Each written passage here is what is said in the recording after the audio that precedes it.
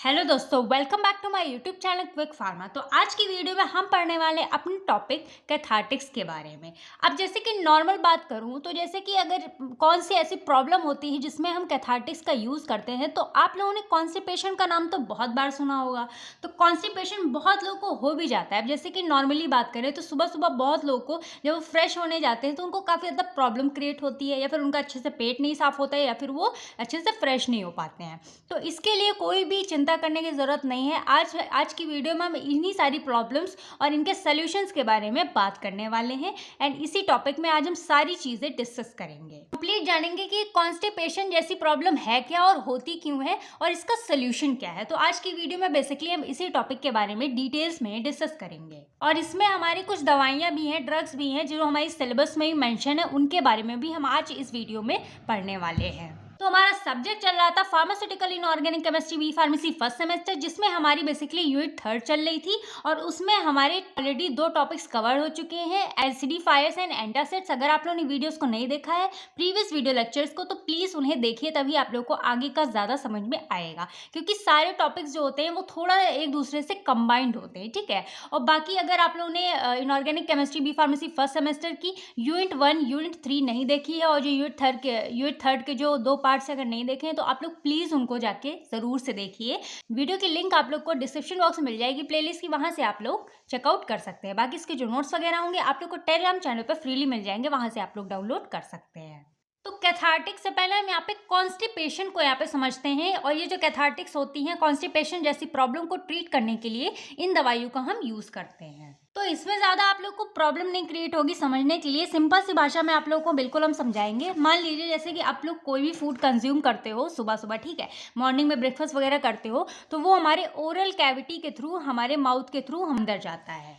और ईसोफेगस को हम एक फूड पाइप बोलते हैं, जो कि हमारे बॉडी में प्रेजेंट होती है। फिर ओरल कैविटी के थ्रू हमारा जो फूड होता है वो ईसोफेगस के थ्रू हमारे स्टमक में चला जाता है।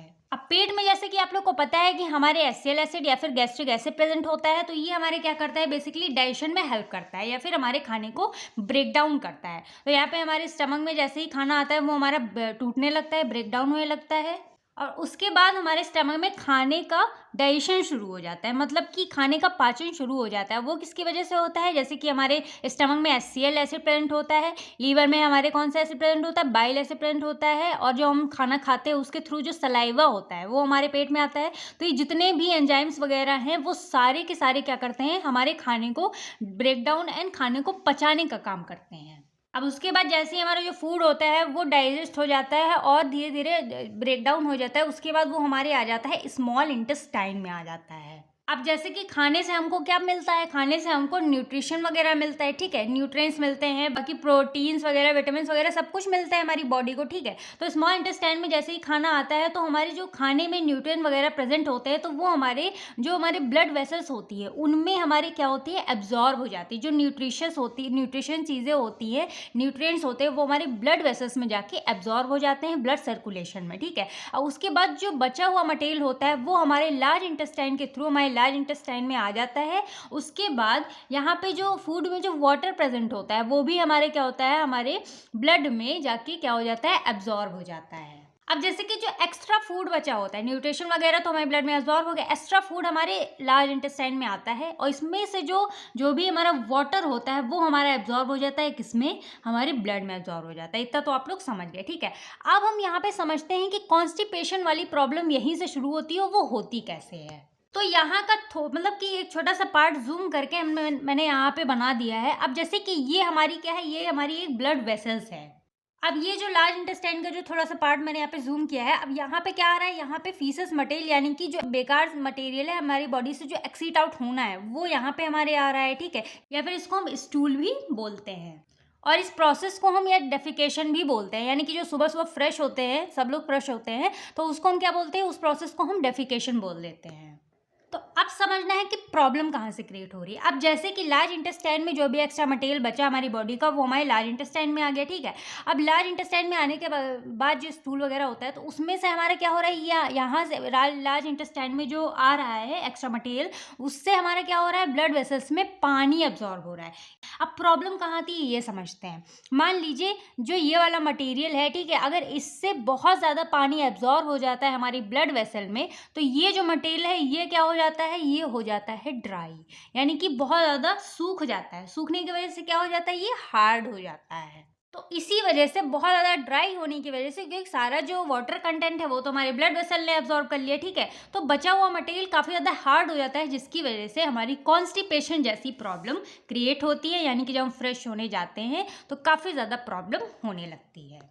जो वेस्ट मटेरियल होता है वो हमारी बॉडी से एक्सक्रीट आउट नहीं हो पाता है। तो यही हमारी जो प्रॉब्लम होती है, इसको हम कह देते हैं कॉन्स्टिपेशन और कब्स। तो आई होप आप लोगों को कॉन्स्टिपेशन वाली प्रॉब्लम तो समझ में आ गई कि ये होती क्या है, ठीक है। लेकिन अब ये होती किस वजह से, इसका रीज़न क्या होता है, चलिए वो समझते हैं। कॉन्स्टिपेशन को यहाँ पे डिफाइन किया गया है, it is a condition when a person passes less than 3 bowel movement defecation in a week और हैज़ डिफिकल्ट डेफिकेशन। यानी कि डेफिकेशन मतलब होता है जो हमारी बॉडी का जो एक्स्ट्रा मटेरियल है वो हमारे बॉडी से एक्सक्रीट आउट होना, ठीक है। तो उस प्रोसेस क्या कहते हैं, डेफिकेशन कहते हैं। अब ये हमारी एक ऐसी कंडीशन होती है जिसमें पर्सन जो, मतलब जिसमें कोई भी इंसान होता है, वैसे तो डेली ही फ्रेश होना ज़रूरी होता है, डेली ही अपने बॉडी का जो वेस्ट मटेरियल होता है उसको एक्सक्रीट आउट करना ज़रूरी होता है। लेकिन कोई भी पर्सन है अगर उसको लेस देन 3, मतलब कि यानी कि हफ्ते में 3 बार या फिर 3 बार से कम हो रहा है, तो फिर मतलब डेफिकेशन या फिर बाउल मूवमेंट कम हो रहा है 3 दिन से कम या फिर 3 दिन तक वीक में, तो वो मतलब कि उस इंसान को कॉन्स्टिपेशन जैसी प्रॉब्लम है, या फिर उसको काफ़ी ज़्यादा डिफ़िकल्टी होती है, मतलब पेन वगैरह होता है, उसके बाद काफ़ी ज़्यादा प्रॉब्लम होती है डेफिकेशन में, ठीक है। इस प्रॉब्लम को हम कॉन्स्टिपेशन कह देते हैं। तो डेफिकेशन वाली प्रोसेस तो आप लोग समझ ही गए। डेफिकेशन का मतलब कि ये ऐसी प्रोसेस होती है जो हमारे बॉडी का जो मतलब वेस्ट मटेरियल होता है उसको एक्सक्रीट आउट करने में जो एक्सक्रीट आउट होता है उस प्रोसेस को हम डेफिकेशन बोलते हैं। बाकी ये सारी चीज़ें तो मैं आप लोग को बाद में बताऊंगी। अभी समझ लेते हैं कि प्रॉब्लम होती क्यों है। तो अब ये जो मतलब इंटेस्टाइन वाला जो एरिया है, यहाँ पे हमने फिर से इसको बना दिया ताकि आप लोग को समझ में आ जाए, ठीक है।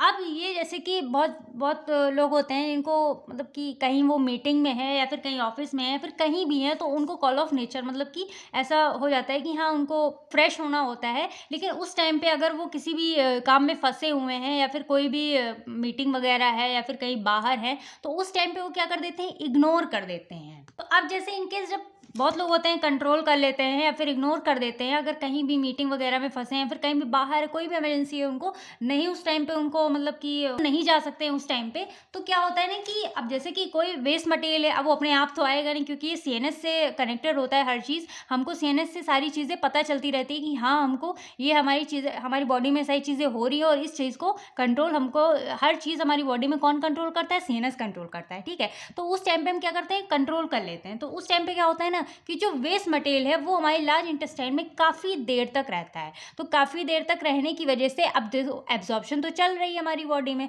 तो काफ़ी देर तक रहने की वजह से जितना भी हमारी मतलब कि लार्ज इंटेस्टाइन में जितना भी वाटर रहता है वो हमारे लगातार ब्लड वेसल्स में क्या होता है, एब्जॉर्ब होता जाता है। क्योंकि एब्जॉर्प्शन तो चल ही रही है ना, जब तक कि वो मटेरियल बाहर नहीं आएगा तब तक की तो एब्जॉर्प्शन चलेगी। की वजह से ये जो वेस्ट मटेरियल रहता है ये एकदम ड्राई या फिर हार्ड हो जाता है, जिसकी वजह से कॉन्स्टिपेशन जैसी प्रॉब्लम क्रिएट होती रहती है, ठीक है। अब सेकंड फंडा यहाँ पे क्या आ जाता है। अब दूसरा केस ये होता है कि मान लीजिए जो इंटेस्टाइन वगैरह होती है, जैसे इंटेस्टाइन काफ़ी ज़्यादा वीक हो या फिर इंटेस्टाइनल स्पाज्म हो या फिर कोई इंजरी वगैरह हो जाए, ठीक है, ड्यू टू सर्टेन ड्रग्स, यानी कि कोई भी ऐसी हम लोग ड्रग खा लें जिसकी वजह से काफ़ी ज़्यादा प्रॉब्लम हो जाए, फिर कोई भी इंजरी क्रिएट हो जाए हमारे इंटेस्टाइन में, या फिर डाइट की वजह से कोई प्रॉब्लम हो जाए, तो ये कॉन्स्टिपेशन जैसी प्रॉब्लम हमको देखने को मिल सकती है। तो ये थी सारी की सारी कहानी कॉन्स्टिपेशन के बारे में कि क्यों होता है, कैसे होता है, इसका रीज़न क्या होता है और किस वजह से होता है। तो ये सारी चीज़ें आप लोग को समझनी भी बहुत ज़्यादा ज़रूरी है क्योंकि ये आप लोगों की हेल्थ से एंड आप लोग की बॉडी से रिलेटेड है। तो जब भी इसीलिए कहा जाता है कि अगर अभी आप लोग को कोई भी लॉ ऑफ नेचर आ रहा है तो आप लोग को उसी टाइम पे जाना है, ठीक है, इग्नोर नहीं करना है, या फिर आप लोग को कॉन्स्टिपेशन जैसी प्रॉब्लम्स होने के काफ़ी ज़्यादा चांसेस रहते हैं। तो अब देखो यहाँ पे जो कैथार्टिक्स वर्ड है ये हमारा किस लिए है, क्योंकि ये जो प्रॉब्लम क्रिएट हो रही है कॉन्स्टिपेशन जैसी प्रॉब्लम, उसको ट्रीट करने के लिए हमारी ड्रग्स बनाई गई हैं कैथार्टिक्स। अब ये कैथार्टिक्स जो होते हैं ये बेसिकली हमारे 2 फॉर्म में प्रेज़ेंट होते हैं, एक होता है पर्गेटिव और एक होता है लैक्सेटिव। तो ये हमारे दोनों अलग-अलग नहीं होते हैं, ये इन्हीं के टाइप्स होते हैं, मतलब कैथार्टिक्स में दोनों चीज़ें ही आती हैं हमारी, पर्गेटिव एंड लैक्सेटिव। मान लीजिए पर्गेटिव क्या है, तो ये हमारे स्ट्रॉन्ग कैथार्टिक्स होता है, यानी कि अगर हमको हाई डोज चाहिए, ठीक है, रिमूवल ऑफ फेकल मटेरियल, ठीक है, तो उसमें हम हाई डोज का यूज़ करते हैं, जो कि हमारे स्ट्रॉन्ग कैथार्टिक्स कहलाते हैं। अब बाकी लैक्सेटिव ये होते हैं जैसे कि माइल्ड एक्टिंग कैथार्टिक्स, ये हमारी मतलब कि हाई डोज नहीं होता है, ये कम डोज की होती है, माइल्ड एक्टिंग, मतलब कि इनका जो एक्शन होता है वो माइल्ड एक्शन होता है कैथार्टिक्स की तरह, ठीक है। ये भी हमारी कॉन्स्टिपेशन को ट्रीट करने में हेल्प करती है। तो ये हमारी हो जाती है पर्गेटिव एंड लैक्सेटिव के बारे में। अब चलिए हम कैथार्टिक्स के क्लासिफिकेशन के बारे में देख लेते हैं। तो इसको मैकेनिज्म ऑफ एक्शन के बेस पे इसको हम 4 पार्ट्स में डिवाइड करते हैं, फिर क्लासीफाई करते हैं। सबसे पहले हमारा आ जाता है स्टिमुलेंट्स, सेकेंड है हमारा bulb purgative, lubricants and fourth है हमारा सेलाइन कैथार्टिक। तो चलिए इन चारों के बारे में हम थोड़ा सा समझ लेते हैं। तो इसमें ज़्यादा कुछ नहीं समझना है। स्टिमुलेंट्स का मतलब होता है किसी चीज़ को बढ़ा देना, यानी कि ये हमारी ऐसी ड्रग्स होती है जो बाउल मूवमेंट को इंक्रीज कर देती हैं, यानी कि जिसकी वजह से by local irritation of intestinal tract, यानी कि ये हमारे क्या करते हैं, जो ये एक्स्ट्रा मटेरियल या फिर फीकल मटेरियल होता है इसको यहाँ पे स्टिमुलेट कर देती हैं, और जो यहाँ से ज़्यादा पानी एब्जॉर्ब नहीं होगा हमारी ब्लड वेसल में, और ये हमारे डायरेक्ट हमें बॉडी से एक्सक्रीट आउट हो जाता है आराम से। अब इसके एग्जाम्पल आ जाते हैं सेना, एलोवेरा एंड कैस्टर ऑयल्स। तो अब बल्क पर्गेटिव में आप लोग को बल्क से क्या समझ में आ रहा होगा ज़्यादा। अब जैसे कि हम बल्क पर्गेटिव से ड्रग्स को हम यूज़ करते हैं, तो ये हमारे क्या करते हैं, इंटेस्टाइन की कंटेंट को फर्दरली क्या करते हैं, इंक्रीज कर देते हैं, फिर बढ़ा देते हैं। यानी कि जब यहाँ पे इंटेस्टाइन कंटेंट को बढ़ा देगा तो वहाँ पे लोड बढ़ जाएगा, जिसकी वजह से जो भी बाउल मूवमेंट होगा वो जल्दी होगा, हमारी बॉडी से एक्स्ट्रा मटेरियल जो होगा वो एक्सक्रीट आउट हो जाएगा। अब इसके एग्जाम्पल आ जाते हैं स्पेगोल एंड सेलुलोस। फिर हमारा थर्ड आ जाता है ल्यूब्रिकेंट। तो ल्यूब्रिकेंट मतलब होता है थोड़ा सा चिकनापन। अब ये हमारे ऐसे सब्सटेंसेस होते हैं जो कि मतलब कि जो बाउल मूवमेंट होता है उसके फ्लो को क्या करते हैं, बढ़ा देते हैं, जिसकी वजह से जो हमारे मतलब कि जो एक्स्ट्रा मटेरियल होता है, फिर फीकल मटेरियल होता है हमारी बॉडी का, वो हमारे एम्प्टी हो जाता है, यानी कि निकल जाता है हमारी बॉडी से। फिर इसका एग्जाम्पल आ जाता है लिक्विड पैराफिन, ग्लिसरीन। अब फोर्थ हमारा आ जाता है लास्ट, जो कि हमारा है सेलाइन कैथार्टिक्स। तो सेलाइन कैथार्टिक्स यानी कि इसको हम पानी के साथ लेते हैं तो ये ऑस्मोटिक लोड को बढ़ा देता है, यानी कि जो इंटेस्टाइन में जो बाउल मूवमेंट है उसको इंक्रीज कर देगा, and it is take with water and absorb water. यानी कि जब इसको हम सेलाइन जो ये वाली जो मेडिसिन होती है, फिर ड्रग होती है, इसको हम पानी के साथ लेते हैं तो पानी में तो आएगा यहाँ पे, ठीक है, तो पानी इसमें एब्जॉर्ब हो जाता है, जिसकी वजह से ये थोड़ा सा क्या हो जाती है, विस्कस टाइप की हो जाती है, और ये हमारी बॉडी से जल्दी ही एक्सक्रीट आउट हो जाती हैं। तो ये काफ़ी ज़्यादा हेल्पफुल भी होता है। अब इसके एग्जाम्पल आ जाते हैं जैसे कैल्शियम एंड मैग्नीशियम।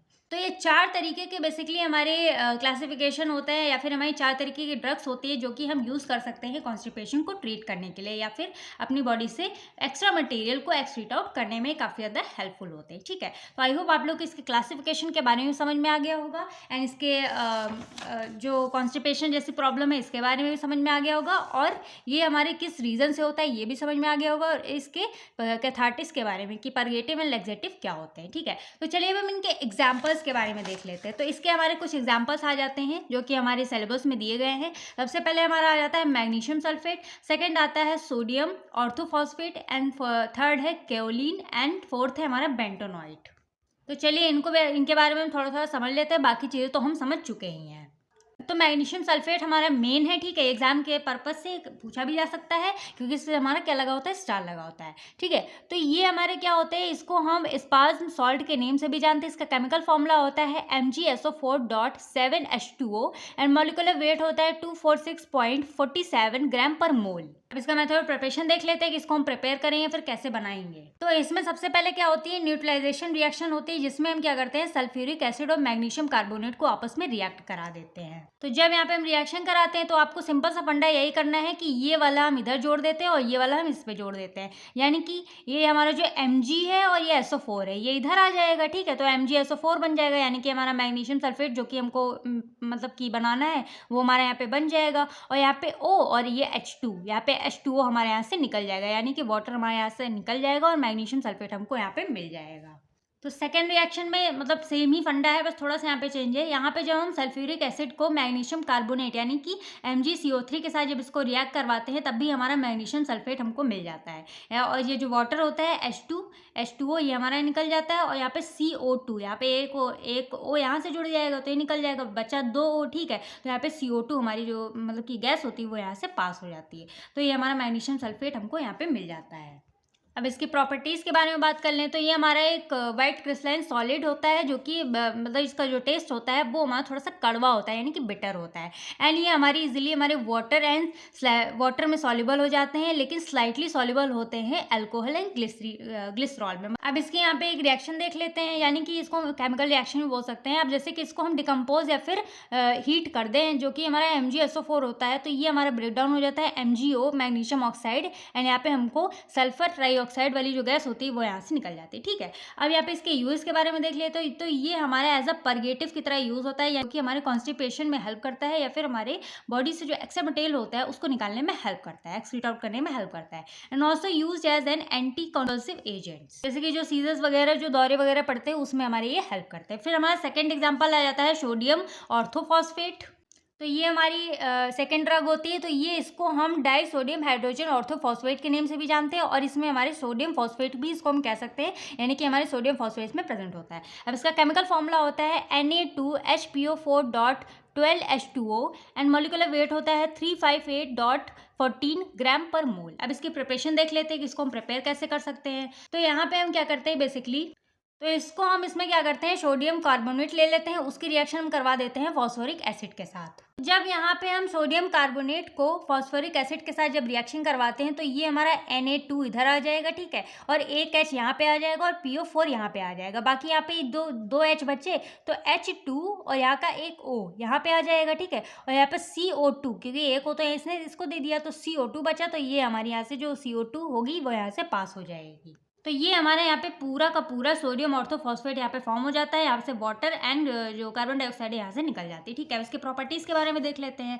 तो इसकी प्रॉपर्टीज़ के बारे में देखें तो it is a colourless transparent crystal of saline taste, यानी कि हमारा कलरलेस ट्रांसपेरेंट क्रिस्टल टाइप का होता है, और इसका टेस्ट थोड़ा सा नमकीन टाइप का होता है, सेलाइन टाइप का होता है, ठीक है। और ये इसका कोई भी ऑर्डर नहीं होता है, ऑर्डरलेस होता है। It is soluble in water, ये हमारे वाटर में अच्छे से सॉल्युबल होते हैं, और अल्कोहल में इनसॉल्युबल होते हैं, अल्कोहल में ये मिक्स नहीं होते हैं।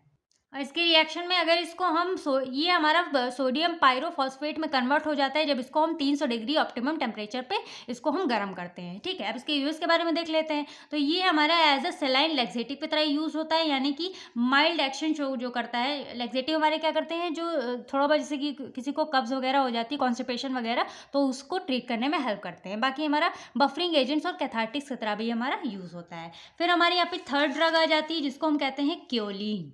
तो इनको बेसिकली हमने थोड़ा सा शॉर्ट में डिस्कस किया है, क्योंकि ये मतलब ज़्यादा पूछे में नहीं आते हैं, लेकिन अगर आ जाता है तो आप लोग इसको लिख के आ सकते हैं, ठीक है। शॉर्ट में कर दिया जिससे कि आप लोग अच्छे से समझ भी पाएँ।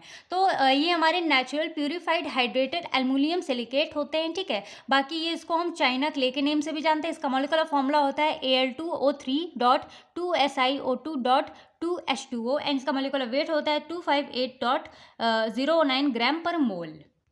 अब इसको सिंपली ऐसे कि जो क्ले वगैरह नेचुरल क्ले वगैरह होता है ना, जो क्ले वगैरह होता है, तो उसको सिंपली हम उस प्रोसेस से इसको हम क्या करते हैं, प्यूरिफाइड वगैरह कर लेते हैं, फिर सेपरेट वगैरह कर लेते हैं। इस तरीके से इसको हम प्रिपेयर कर सकते हैं। और ये हमारा वाइट कलर पाउडर टाइप का होता है, फिर क्ले टाइप का होता है, ठीक है। और ये हमारा ऑर्डरलेस होता है एंड टेस्टलेस होता है। इसके यूज़ के बारे में देख लेते हैं। ये इसकी प्रॉपर्टी हो गई, ये इसके यूज़ हो गए। तो ये हमारा एज अ कैथार्टिक्स यूज़ होता है and also use in a treatment of food poisoning, यानी कि जैसे कि खाने की वजह से कभी कभी किसी को दिक्कत हो जाती है, फूड पॉइजनिंग हो जाती है, उसको ट्रीट करने में हेल्प करता है, जिसकी वजह से जो कोलिटिस एंड कॉलेरा वगैरह हो जाता है उसमें ये ट्रीटमेंट में हेल्प करता है। बाकी फोर्थ ड्रग आ जाती है हमारी लास्ट, बेंटोनॉइड। तो इसको हम विल्किनाइट के नेम से भी जानते हैं। इसका मॉलिक्यूलर फॉर्मूला होता है Al2O3.4SiO एंड इसका जो मॉलिक्यूलर वेट होता है 360.3 ग्राम पर मोल। एंड इसको हम बना कैसे सकते हैं, यानी कि जो क्रूड बेंटोनॉइट होता है जब उसकी प्यूरिफिकेशन कर देते हैं तो हम बेंटोनॉइट को बना सकते हैं। बाकी हमारा ऑर्डरलेस पेल ब्लफ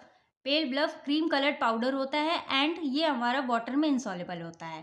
बाकी इसको हम यूज़ कर सकते हैं as a cathartics and emulsifiers, ठीक है। तो आई होप आप लोगों को सारी की सारी ड्रग्स के बारे में, सारे सारे एग्जाम्पल्स के बारे में समझ में आ गया होगा, बाकी पूरे टॉपिक के बारे में समझ में आ गया होगा, जो कि हमारा टॉपिक है कैथार्टिक्स। तो आप लोगों को अगर इस टॉपिक से रिलेटेड कोई भी प्रॉब्लम होती है, आप लोग कॉमेंट सेक्शन में पूछ सकते हैं। बाकी इसके नोट्स वगैरह आप लोग को फ्रीली टेलीग्राम चैनल पर मिल जाएंगे, वहाँ से आप लोग डाउनलोड कर सकते हैं। तब तक के लिए do like, comment and subscribe to my YouTube channel Quick Pharma. मिलते हैं नेक्स्ट वीडियो में नेक्स्ट टॉपिक के साथ।